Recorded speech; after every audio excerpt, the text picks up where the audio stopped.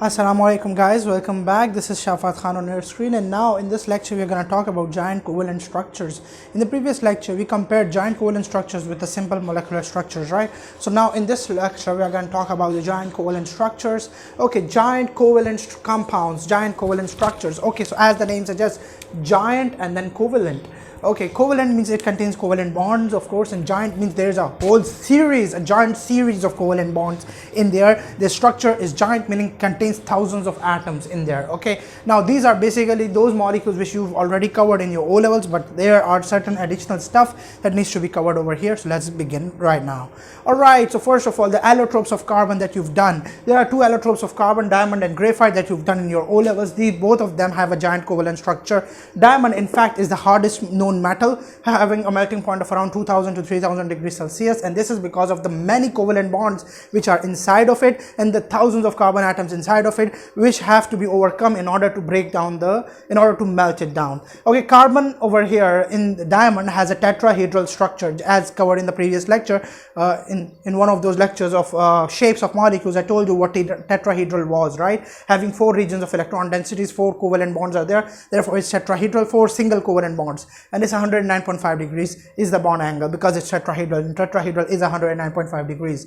And all the carbon atoms are bonded, meaning all the 4 electrons are also bonded. Carbon is tetravalent, right? And 4 electrons have been used in formation of bonds. That means no electron is free to move around, right? And if no electron is free to move around, that means I can say that there are no delocalized electrons present in diamond, right? If there are no delocalized electrons present in diamond, that actually means diamond is a poor conductor of electricity and heat.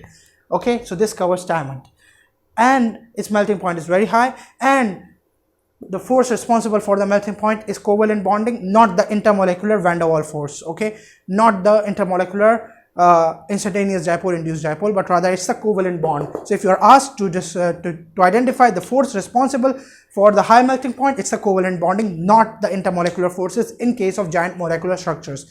That intermolecular forces was responsible in simple covalent structures. Okay, and the hybridization of carbon can also be asked over here. So hybridization, how many regions of electron densities are there around this carbon atom over here? There are 4 regions of electron densities. 4 regions of electron densities means that there is a hybridization in which there are 4 orbitals mixed. So sp3 hybridization is the answer. Clear? So this finishes off diamond. Then coming to graphite. Alright, so graphite is basically, in graphite, each carbon atom bonds to 3 other carbon atoms rather than being 4. Rather than being bonded to 4, it bonds to 3 other carbon atoms, forming a regular series of hexagons. Okay, hexagonal structure is made over here, a giant series of carbon atoms forming hexagonal rings. Okay, and hexagonal layers with space in between them. Now these layers on top and layers at the bottom, they have space in between them, and in between the different layers of carbon atoms, perpendicularly there are van der Waals forces, there are weak van der Waals forces going. So in graphite you've got both strong covalent bonds as well as the weak van der Waals forces. But if you are asked to determine the main force responsible for the high melting point of graphite, then of course it's going to be covalent bonding. Okay, not the intermolecular van der Waals forces.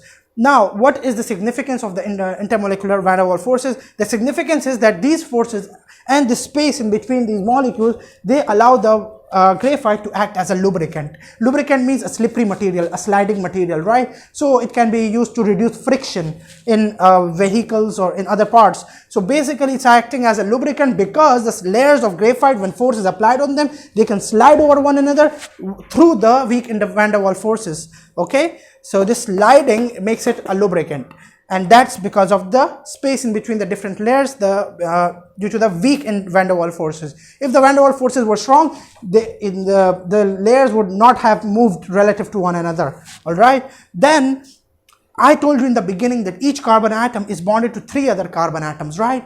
That means the 4th electron is free for every atom in there. So per each electron there is 1 free electron.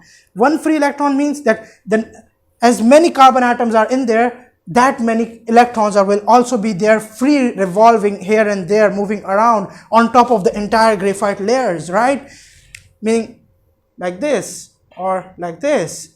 So there are electrons moving around here and there on different graphite layers. They are free, they are delocalized, they are free to move. This means that they can move to conduct electricity, because that's a property similar to metals. Remember, in metals we had a sea of delocalized electrons. You did it in O levels. So sea of delocalized electrons is responsible for the conduction of electricity. So over here there are electrons, they are moving around over the layers, which help the graphite to act as a good conductor. Therefore graphite can also be used in making electrodes, okay, or in conducting electricity.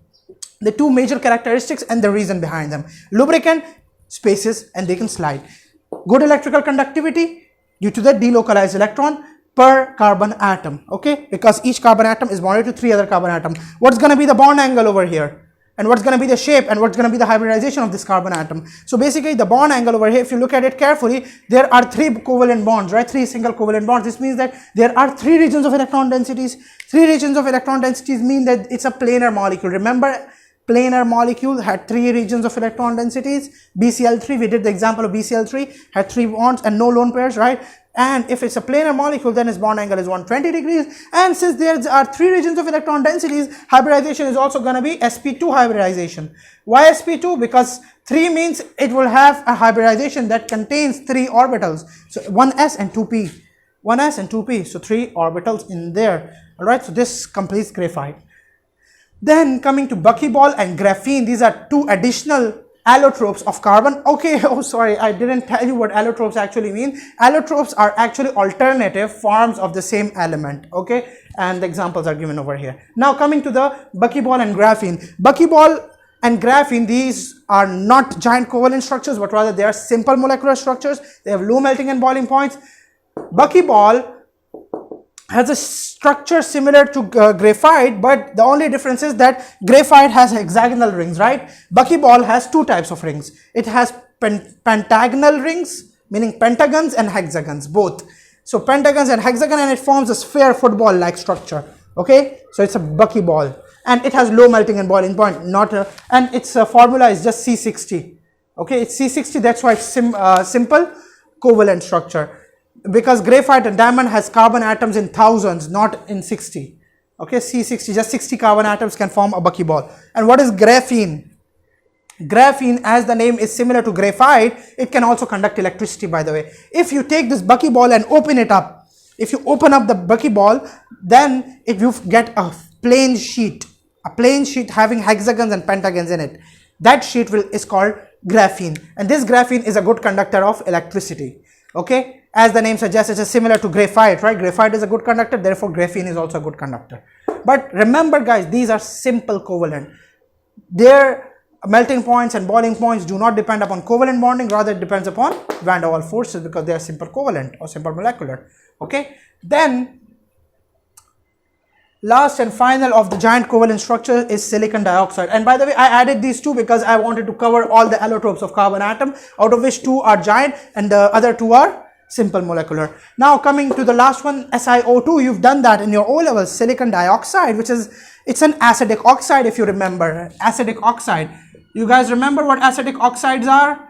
Acidic oxides are basically those oxides that can react with bases to produce salts, right? That can neutralize bases are called acidic oxides. Now SiO2, and by the way, is insoluble in water, okay? Now it is also insoluble in water. Let me just write it down, because of course and by the way, SiO2 is the formula of sand, okay? Sand, it's the formula for sand, and sand of course doesn't dissolve in water, does it? No, it doesn't, okay? So, and now SiO2, in SiO2 each silicon atom is bonded to 4 other oxygen atoms, and each oxygen atom in turn is bonded to 2 silicon atoms, okay?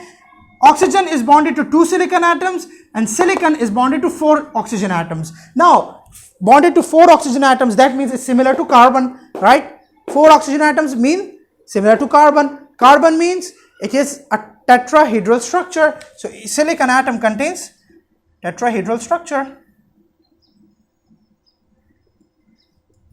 Whereas, if it is tetrahedral, then the bond angle is going to be 109.5 degrees, and the oxygen over here is bonded to 2 silicon atoms. So, it has a structure similar to water, and water has a bond angle of around 104 and 105, right? So, I am going to call it 105 degrees.